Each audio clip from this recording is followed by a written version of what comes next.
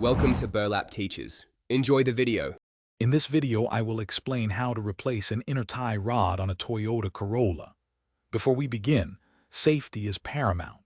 Always ensure your vehicle is securely supported on sturdy jack stands on a level surface.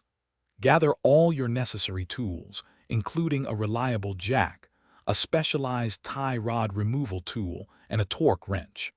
Remember to wear appropriate personal protective equipment, such as safety glasses and work gloves, throughout the entire repair process to protect yourself. Now let's get started by safely lifting your vehicle and removing the front wheel.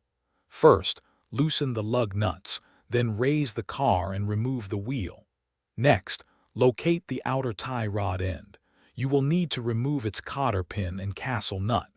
Use a suitable puller to separate the outer tie rod from the steering knuckle. Before unscrewing the outer tie rod end, mark the jam nut's position carefully. With the old tie rod removed, it's time to install the new one. First, thread the new inner tie rod onto the steering rack, ensuring it is tightened to the manufacturer's specified torque. Next, thread the jam nut and the outer tie rod end onto the new inner tie rod. Align the outer tie rod end with the mark you made earlier on the jam nut for a preliminary alignment.